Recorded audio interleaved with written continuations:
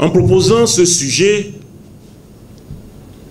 et en réunissant autant de monde, je salue particulièrement les députés, à leur tête le vice-président de l'Assemblée nationale, l'honorable Barthélémy Cassa.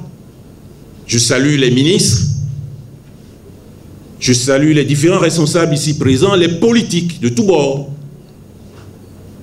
En proposant ce sujet, vous l'avez formulé avec une prise de position évidente. L'impératif de la bonne gouvernance pour relever les défis actuels liés à la précarité exponentielle, aviez-vous suggéré. Bien entendu, j'ai estimé qu'il était important d'élargir le champ en ramenant la réflexion à l'impératif de la bonne gouvernance pour relever les défis actuels. En formulant ainsi ce sujet de manière aussi partisane, une prise de position, la bonne gouvernance est un impératif.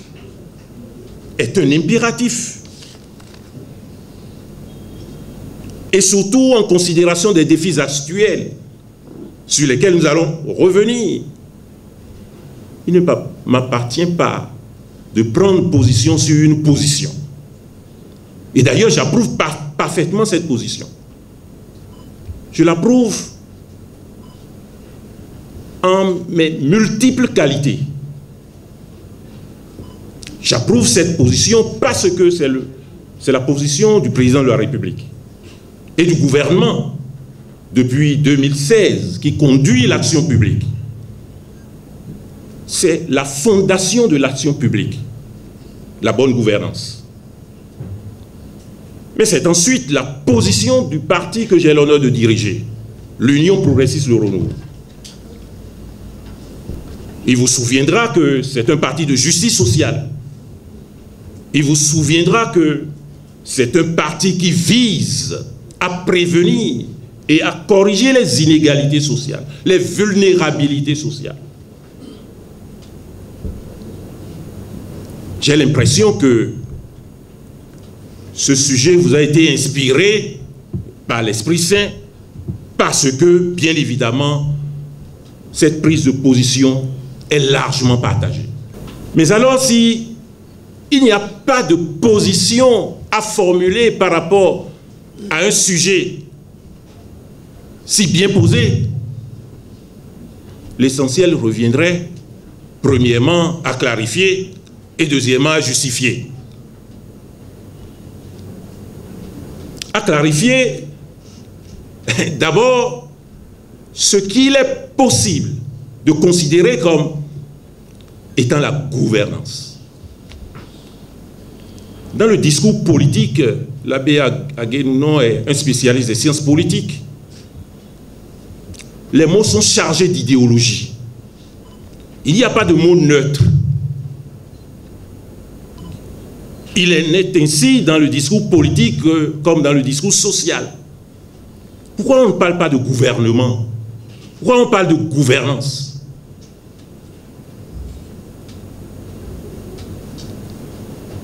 Une première idée, à mon sens, c'est le lien à établir dans les sociétés politiques entre la rareté des biens et l'abondance des besoins. Dans une société politique, il faut nécessairement établir et ensuite gérer les rapports de rareté, la rareté des biens et l'abondance des produits et des besoins. Les biens sont rares puisqu'ils sont au service des êtres humains en communauté. Ces êtres humains qui ont des besoins illimités. On a mis sur cette table quelques bouteilles d'eau minérale. Et pourtant, nous sommes 200, un peu plus. Chacun pourrait avoir soif, étancher la soif. C'est un besoin. Il y a quelques bouteilles seulement. Je suppose cette seule bouteille pour étancher la soif. C'est un bien, il est rare. Comment pouvons-nous, dans une société politique telle que la nôtre, agir de telle sorte que ce bien rare puisse satisfaire les besoins étendus illimités de 200, 300 personnes? L'action politique consistera à déterminer les critères, les modalités, les principes de la distribution de ce bien qui est si rare au profit de 200 personnes. C'est ça la gouvernance. Et elle a un sens essentiellement politique. Politique au sens philosophique du terme. Politique au sens politique du terme. De sorte que le trait de caractère de toute société politique réside en cette rareté et cette abondance dont le rapport pertinent et efficient est la raison d'être et la finalité de l'action politique.